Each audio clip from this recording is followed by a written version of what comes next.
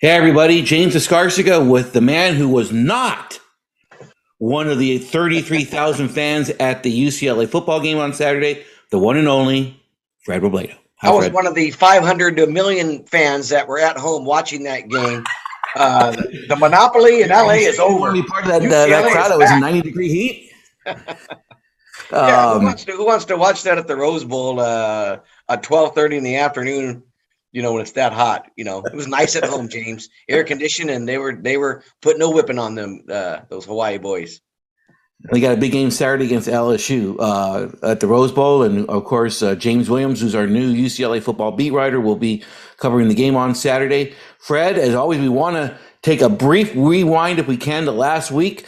For me, and I don't know how it was for you, but for me, I thought that this week we'd have a lot of questions answered after the first 2 weeks of football. Instead, I think for some teams we got more questions. Yeah, I mean, the way it kind of went, La Habra surprised me that Bishop Amat was able to beat them so bad. I don't know if there's a lot of questions. Some things I expected. Damien played Loyola pretty well. Just losing a 2-point game. I was there on Thursday. Charter Oak, it took a little while to get past Northview, but they did. Glendora looked great. I think this is the week when we're going to get a lot of answers. If you look at the entire 10 weeks, James, this is kind of truth week for a lot of our teams, especially at the top. You've got all of the heavyweights kind of meeting up. You've got Bishop Amat taking on the heavyweight of all heavyweights, or there's two of them, Mater Dei and Bosco. They've got Bosco this week. You've got a lot of truth telling. I mean, how good is St. Paul? They shocked me the way they've come out the gate, not just that they're 2-0, the way they've become 2-0, just blowing out their opponents after I thought what we saw in the spring was going to be a big step back and a total rebuild. They're right back where they were 2 years ago. Amat's the same way. They had the bad spring. These teams basically picked up where they left off in the fall of 2019, the way they've started the season so far. Good points all the way around here, Fred. And I think for me, I'm just really disappointed, not only La Habra, but Lacerna as well.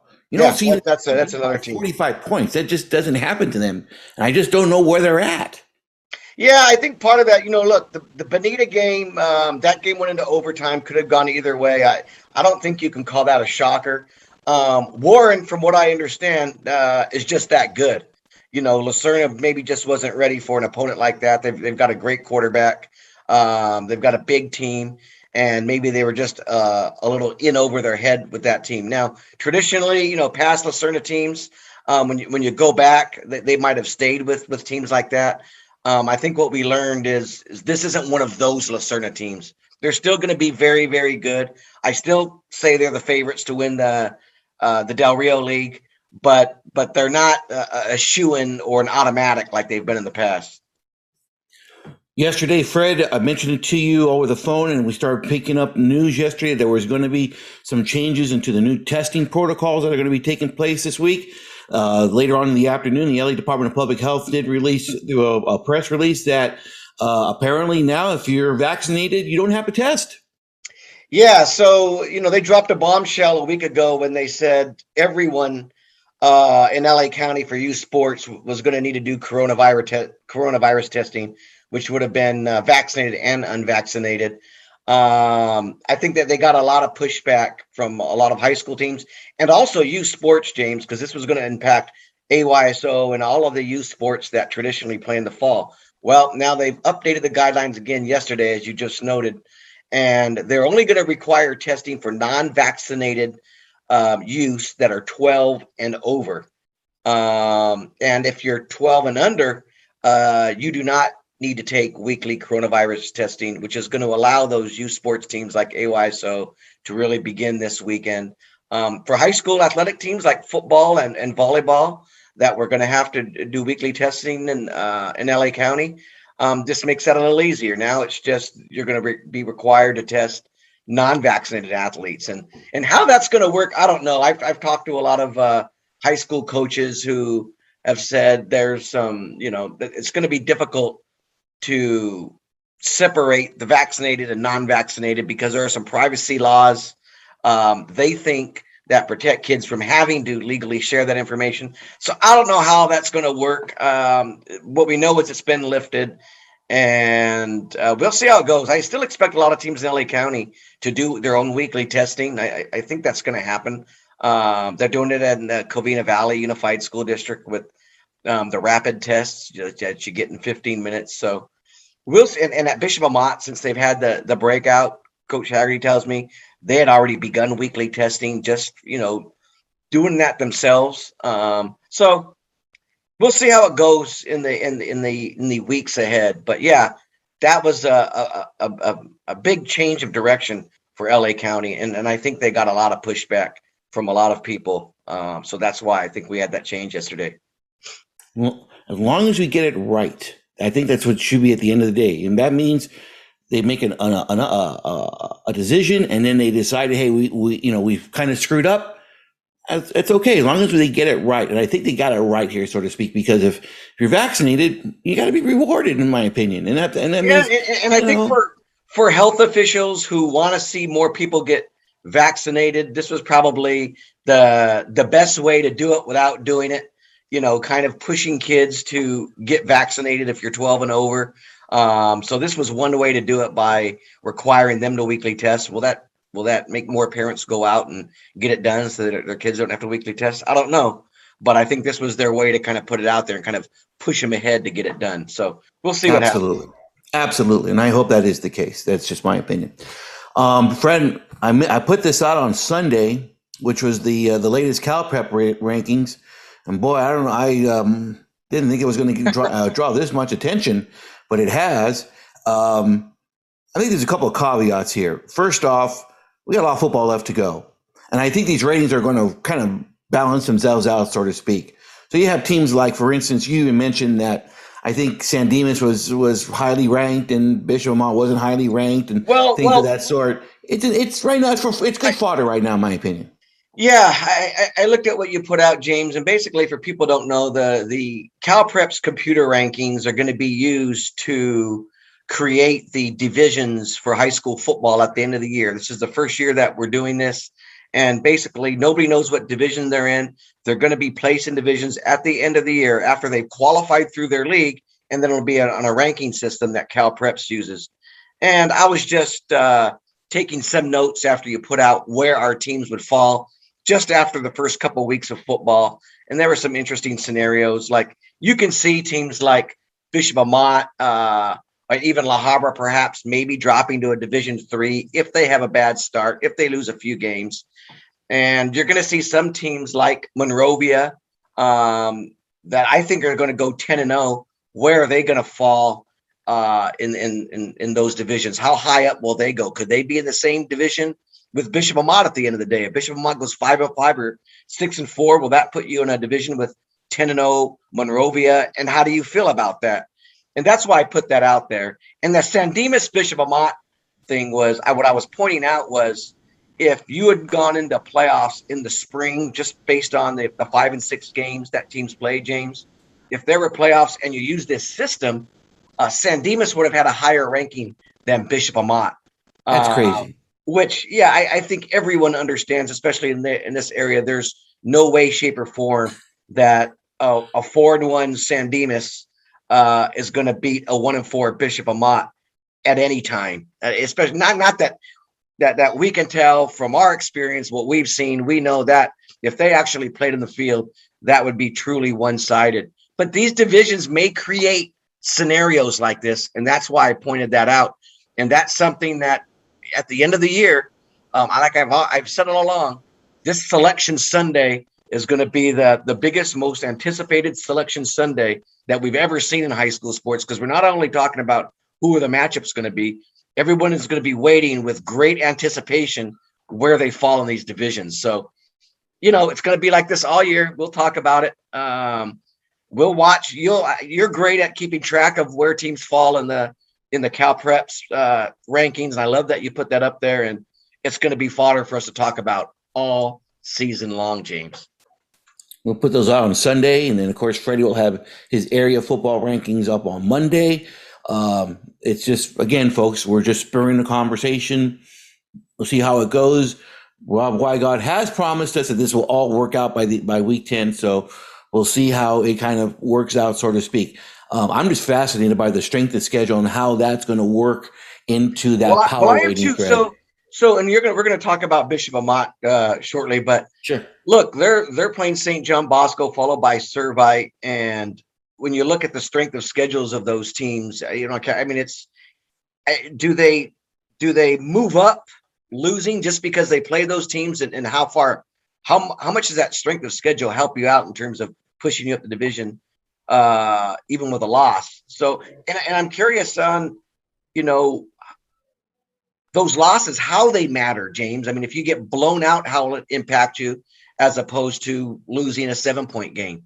These are things I'm curious what the computer does in those scenarios. Eric Matty did mention to me last spring when we talked about this. He is the creator of CalPreps.com. He's pretty much is the man who puts it all together. He did mention to me that the strength of schedule component is a strong component into that rating, and that they also, if you're a team like Monrovia, they cap that margin, I think, at 35 or 42. So if they get whacked out of hand in some of these games in the Rio Hondo League, which could happen now, they could play a lock and yawn or whatever. They are going to cap that number at a certain point, which I believe is either 35 or 42. But it's going to be something to watch. Go ahead. And you know what this is going to do going forward, James? We've already seen a problem right now. Bishop Amat had trouble filling out games. That's why they're playing Servite, and Mater Dei local teams didn't want to play them.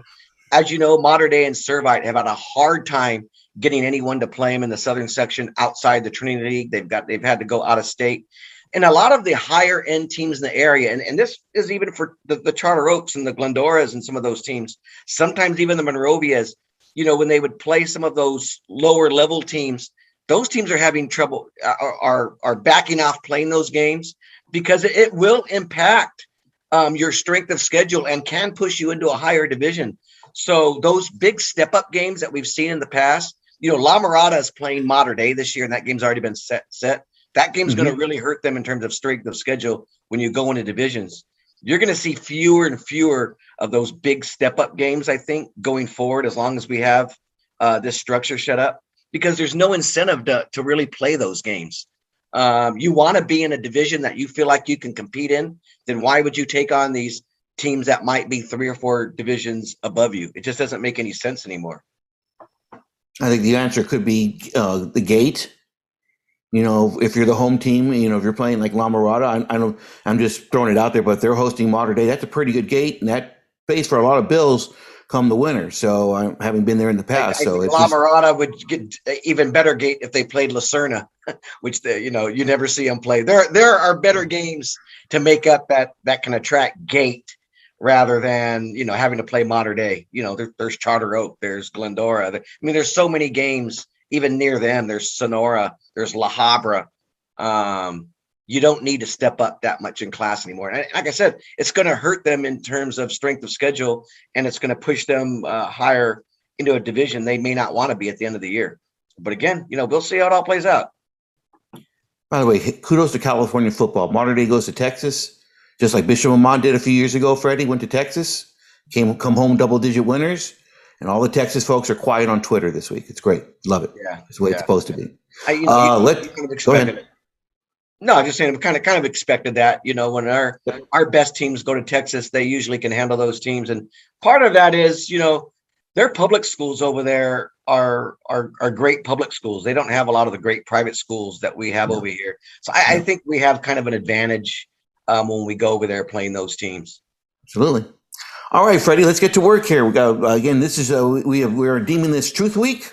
We're going to get to the truth of the matter for a lot of these teams this week. So we'll go to like that Dodger hat, by the way, won again last night, Monday night, just in case people didn't know, went to sleep like I did late. Let's get to work here. It's getting bad, isn't it? No, don't ever get old in life. Let's go with our 3 games of the week here. We'll start with the Tribune game of the week. It is the annual Mayor's Trophy game between Glendora and Charter Oak at Citrus College. Fred, we might as well just bring out the Vince Lombardi Trophy, if you don't mind me saying it, because both teams have really, first off, they're coming to this game with tremendous amount of momentum. But as you mentioned last week, I don't like the word hatred, but boy, the the intensity of the week just can't be measured, can it? Well, there's a true rivalry, and it starts, I think, with the coaching staffs that know each other really well. You know, Glendora had taken some of Charter Oak's longtime coaching staff onto their campus a couple of years ago. Charter Oak, Dom Farrar, now he's back in. He brought those guys back. There is no love loss. I think they respect each other, but there's no love loss between these two coaching staffs. They absolutely do not want to lose to each other. And you really saw Charter Oak really step it up this past offseason, you know, getting a few transfers in, you know, really, I think they were young last year, and they've really taken a giant leap because Glendora's handed it to them the past few years, and they were determined, James, to make up that gap. And I think they have. And this game, you know, Glendora is really on a run right now under Coach Brennan Rohr. This is as well as I've seen them play. I mean, this is as good of a team that they've had in the last few years. Charter Oak, I think this is the best team since 2017 that they've had that went to the Division II semifinals. They both have looked really good, starting 2-0. They basically had cakewalks last week, although it took Charter Oak a while to get past Northview. I think they woke up at halftime and went out and blew them out in the second half. Glendora had kind of a toughie in week one that might get them prepared for this, but Charter Oak played on a pretty good team from the Central section the first week too. So, but I think this is the game that both of them have circled on their calendar. When you look at what games 1 through 10, of course there are league games, but this is the game, the Mayor's Trophy, that I think, you know, I hope the sidelines keep it down and it doesn't get out of hand, but it has the potential for just some craziness to happen on Friday night. But I'm expecting a great game. You know, I think you're going to get the best out of both of these teams because they're both feeling the pressure. Neither team wants to lose this game, James. I can guarantee you that. Okay, so someone's going to get unhappy here. Yeah. Who is F.J. Robledo going to pick in this game? I'm taking Glendora. Braden Bruce, I think, is going to be the best player on the field. And I just think they're a little bit more experienced than Charter Oak is. I think Charter Oak is going to get there. They're going to be that type of team. And by the end of the year, I think they're going to be great. But I think Glendora has been this team for the past couple of years. And although Charter Oak is closing that gap, I don't think they've quite closed it just yet, James. That's why I have Glendora ranked 4 and Charter Oak ranked 5. And with this game at Citrus College, kind of in Glendora's home away from home, I like them to win, but in an extremely close game. I think it's going to be 13-13 with 10 seconds left. And then Jake Dinnerson's going to throw a touchdown pass that will give Glendora the win over Charter Oak 20-13. Yeah, I agree with you there. Then I think it's going to be a close game. I think the first team to 20 wins. I agree with you. So we both have 2 check marks on Glendora, which means that if Charter Oak wins, that both of our Twitter accounts will be absolutely loaded on Friday night, and that's just the way it is. The Pasadena Star News game of the week is Damien at St. Francis. Now, Freddie, I coached for 15 years, high school football, 15, 16 years. I rarely give any piece of advice to anybody, but I'm going to give a piece of advice to the Damien defensive coaching staff.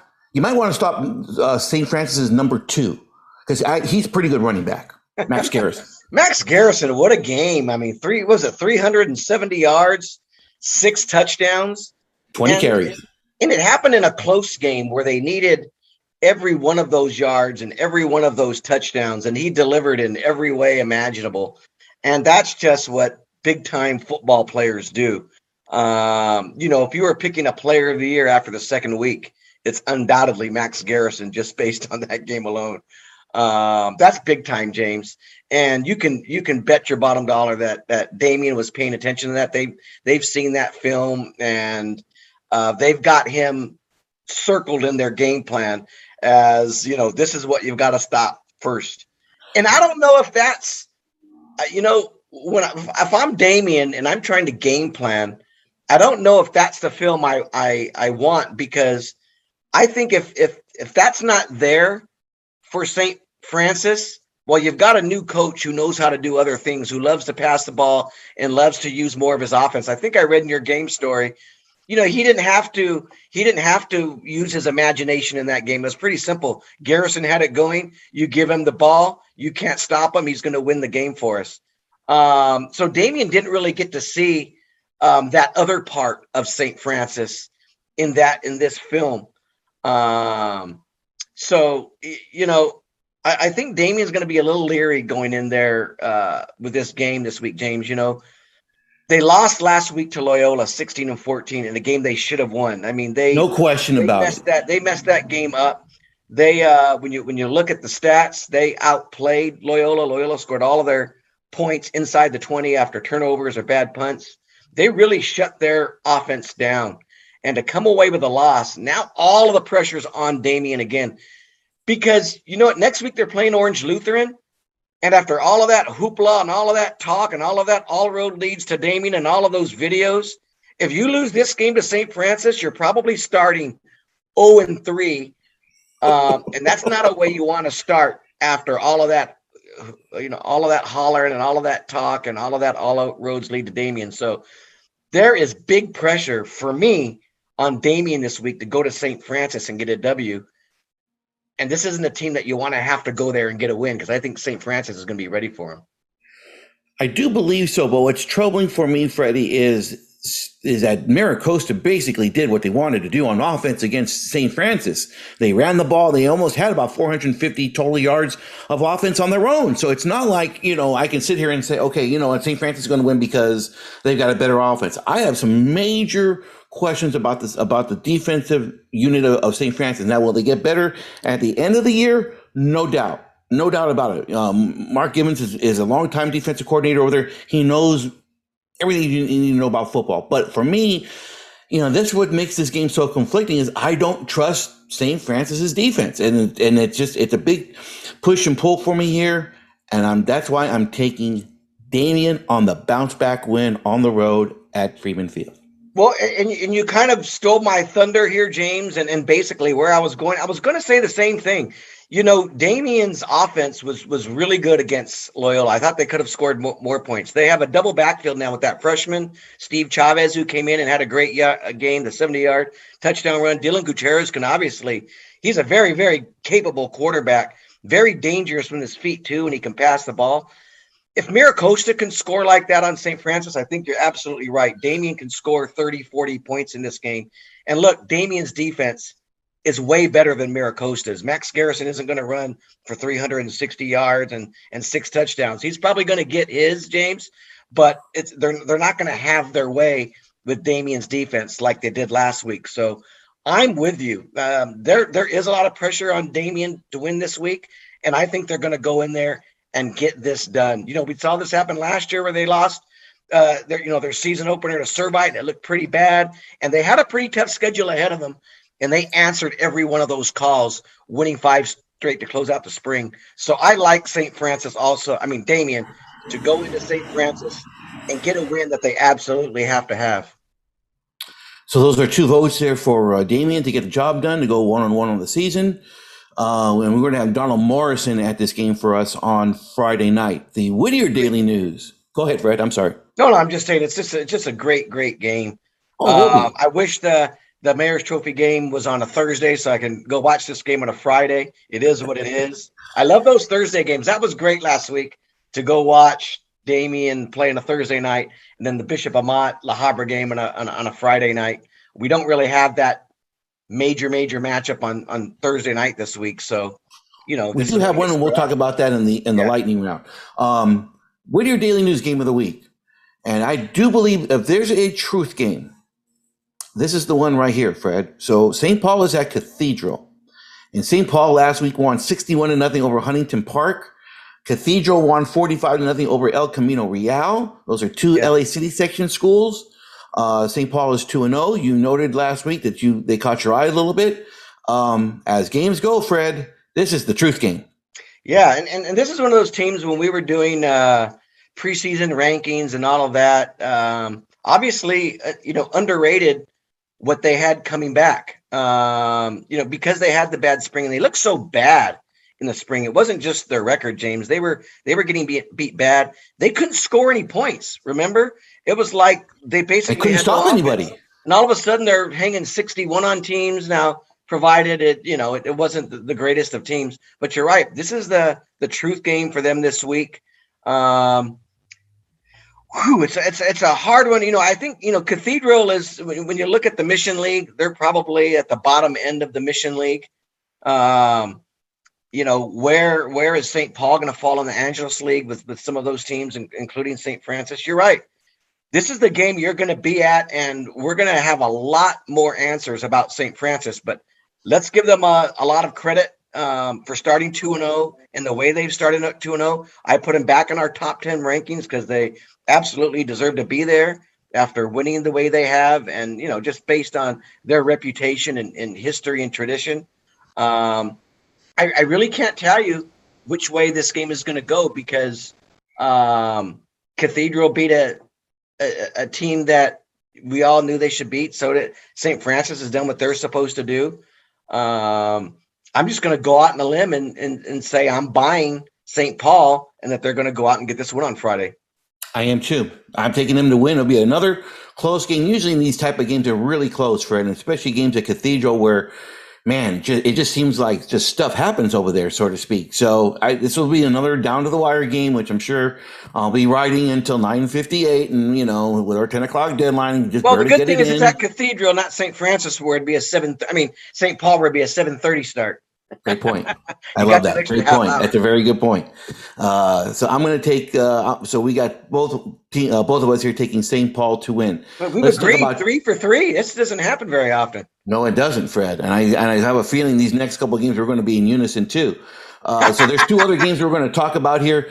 Before we get to the biggie of other games, let's just talk about Paraclete. They're taking on Pasadena. I guess the Red is back, Fred. The Red is back. The Red is real. Red is better, as Coach Maxey likes to say. And I noticed. And by the way, I noticed more guys on the transfer portal. I'm just throwing it out there.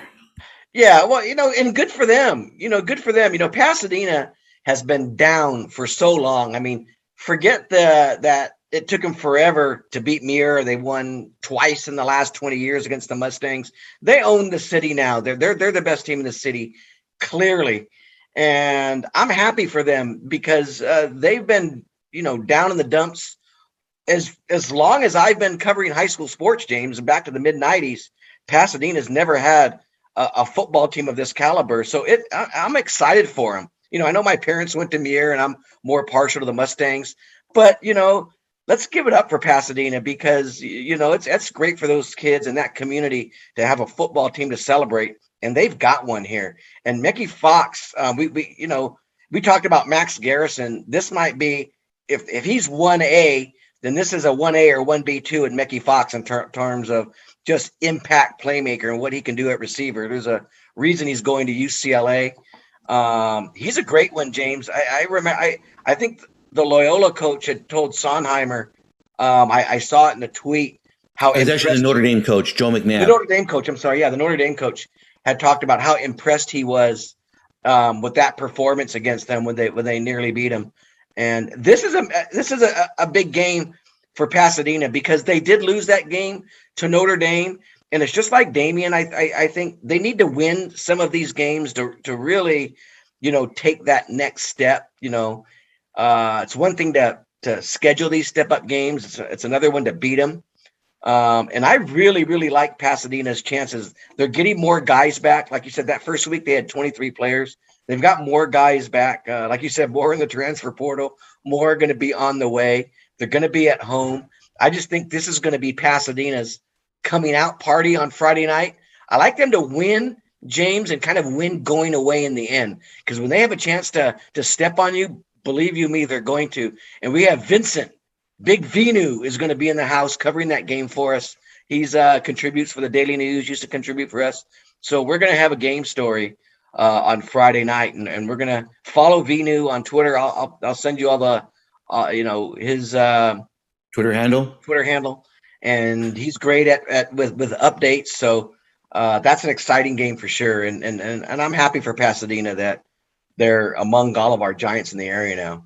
Yeah, they got two big games. They got Paraclete this week, and then they play Culver City next week. Yeah. And then they have, to me, I think their biggest test, which is on October the 1st, a home game against Crescenta Valley. We're going to find out really fast if they are the goods in the Pacific League, because usually Crescenta Valley is the team that is very tough to overhaul in the league. Although they did it last year. That spring football is out of the way. This is a totally different year. And believe you me, Crescenta Valley has that game on the first circle on their schedule, so to speak. Red is better. Red is better. Yeah. It's and see what you want about Coach Maxey. The dude can coach. That's all I'm saying. The other game, Bishop Amat at St. John Bosco. Fred, go. Well, I don't think we should be talking about this game in terms of what our Bishop Amat's chances to win this game.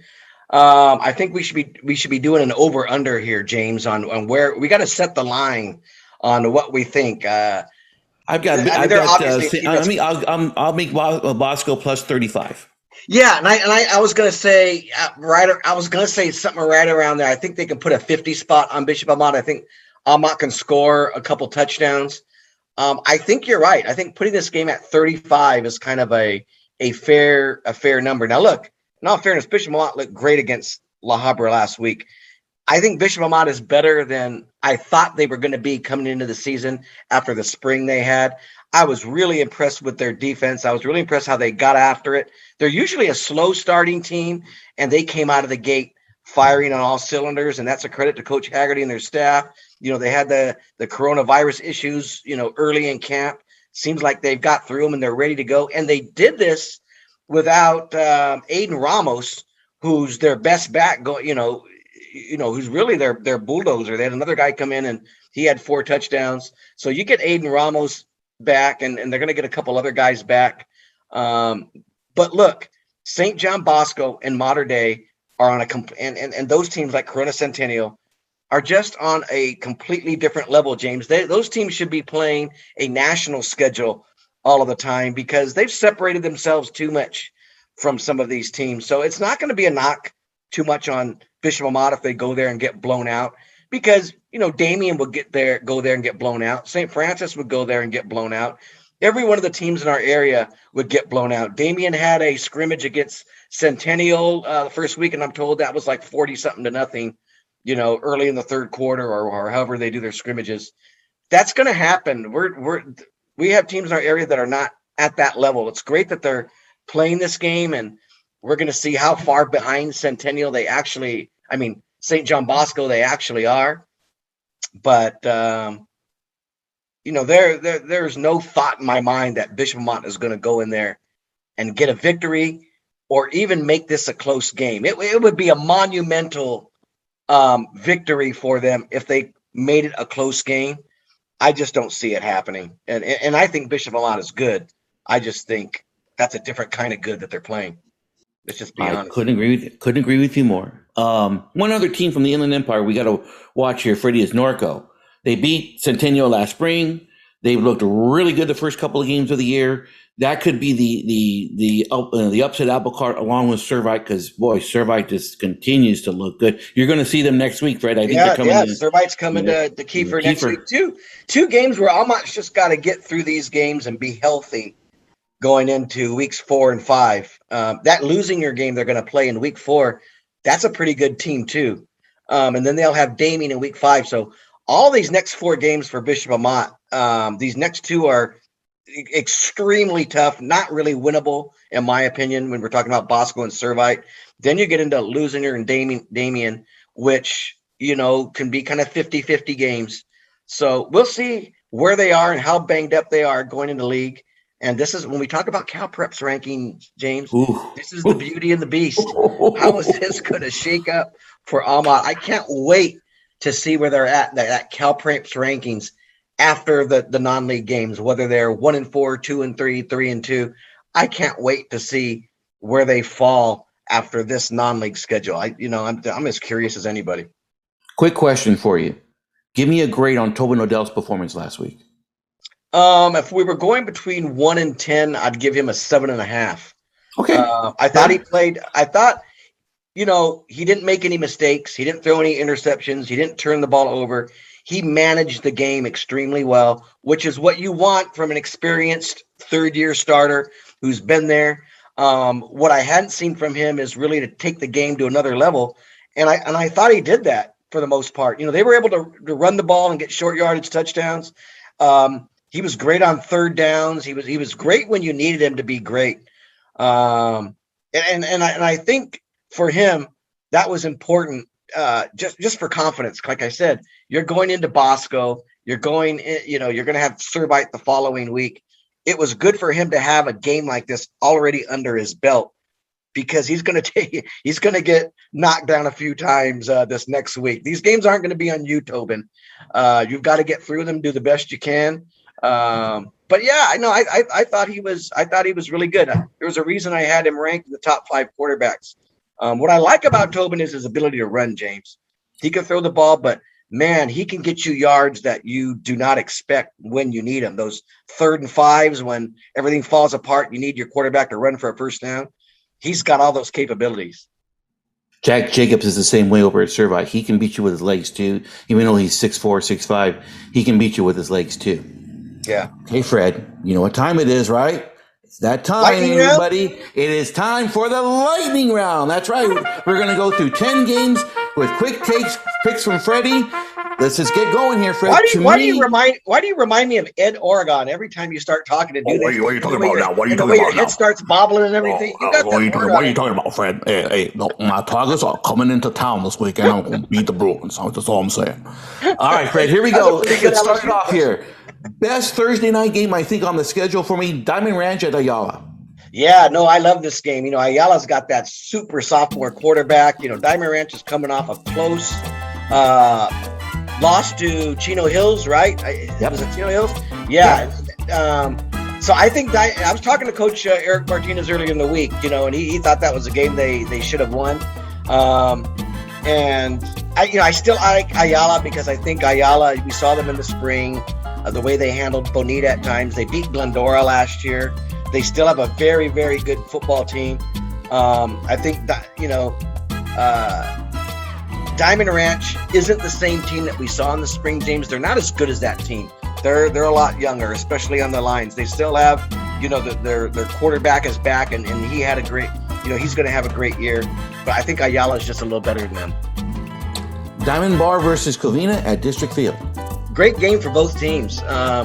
If Covina's looking for wins on their schedule and where they're going to find them, this is one place they have to look.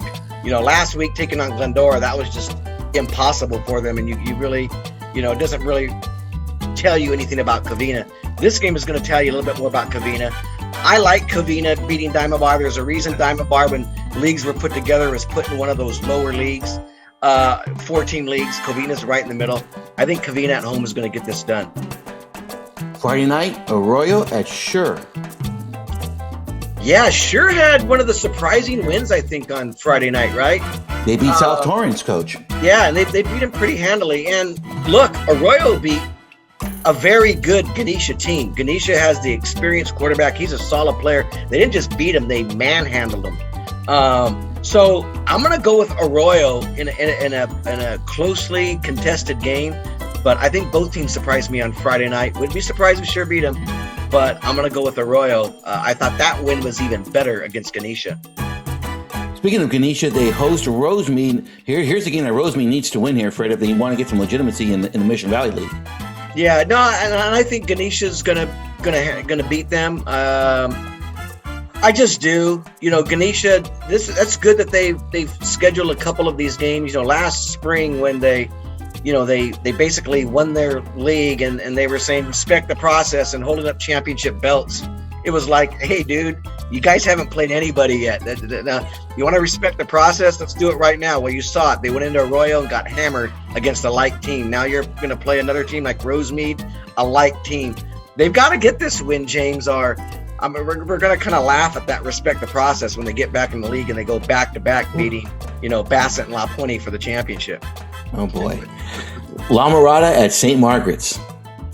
St. Margaret's is a very, very good football team. I know, La Mirada got the bounce back win this week, and that was nice. But St. Margaret's, I was just watching their Camp Chronicles story that has done so well. You know, San Dimas was featured in Camp Chronicles as well. It's such a, I enjoy watching those videos. St. Margaret's is a good football team. I don't think, give Machete a lot of credit for scheduling these games because they got this game in Mater Dei later. I think St. Margaret's is going to win. Lucerna and Los Osos, coach. Los Osos. And do we need to really explain? I mean, this is another team that's, let's be honest, they're not Warren. Los Osos isn't as great as they've been, but they're still a really good football team. And I don't think after what happened against Warren, after losing that game against Bonita, when you look at how many points Lucerna is giving up, you can make the argument that they should beat Los Osos on the road Friday. So I'll go with Los Osos. Los Altos at Monrovia. Monrovia blowout. Monrovia, after what they did. Whoa. Yeah, absolutely. Los Altos got handled this week, right? And, they won their first game against Wilson, which was expected. I thought, Arcadia had a great week opening win where Arcadia's quarterback threw for like nearly 400 yards. And I really thought, boy, that might be an interesting game with Monrovia last week. And Monrovia just delivered the hammer. And they are what we thought they are, and maybe then some. I think from here on out, you're going to see Monrovia blowouts the rest of the way, James. You look at their schedule. To me, this is the last, not the last tough game. They're going to play San Dimas, I think, right before they go into league. And that's going to be the truth game for San Dimas and Monrovia, essentially. They're both kind of in the same boat.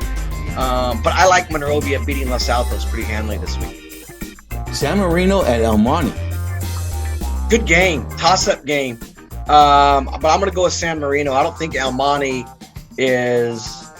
I don't think El Monte. The last time we saw them, they won a state championship 2 years ago. They're a shell of that team.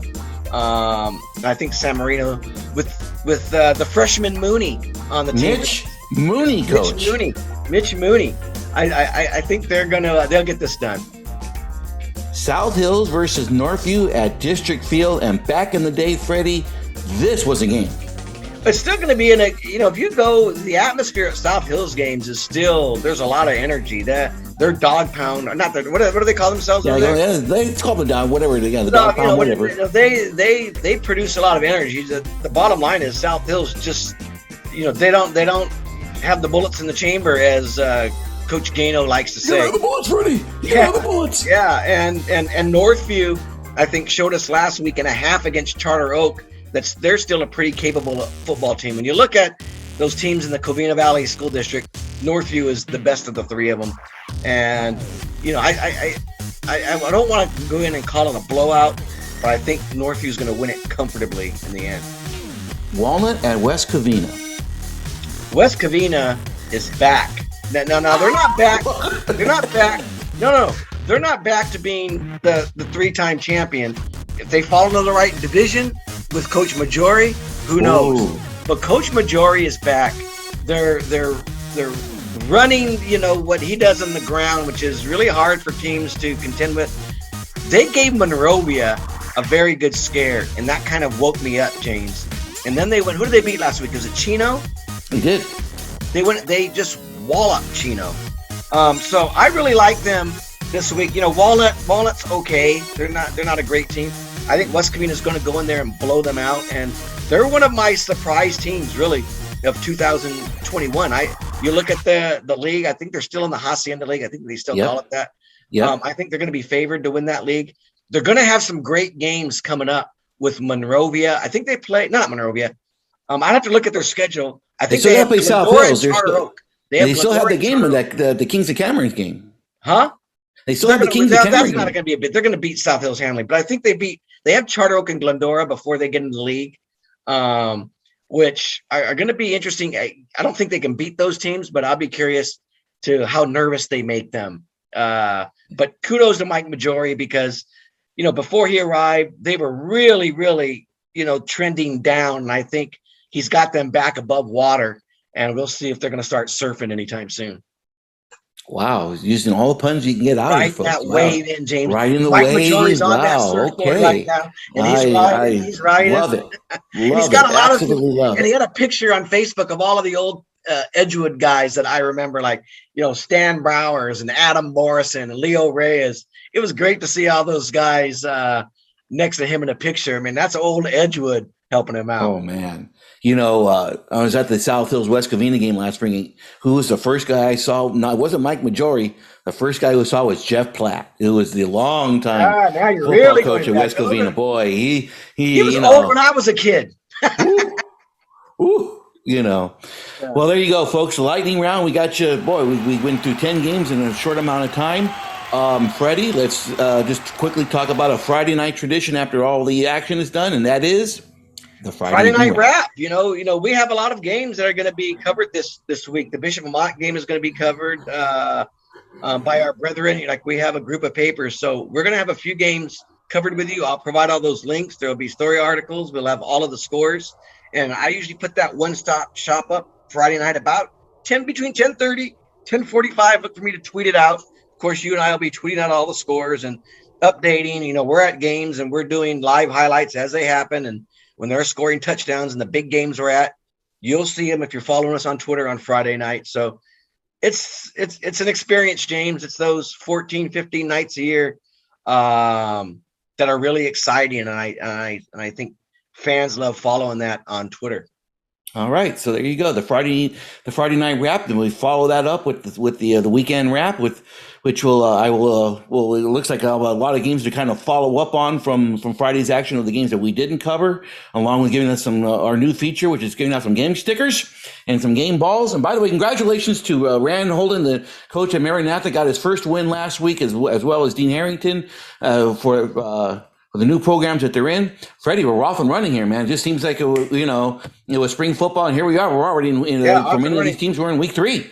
One team to watch on Thursday night, I'm really curious about. We didn't mention them. Mir is hosting Carson. I'm just not liking what I'm hearing at Mir, Fred. Yeah, Mir. I think they've had some players transfer out and leave the school, and they're going through a situation right now where there's a lot of questions about their program, who wants to be there.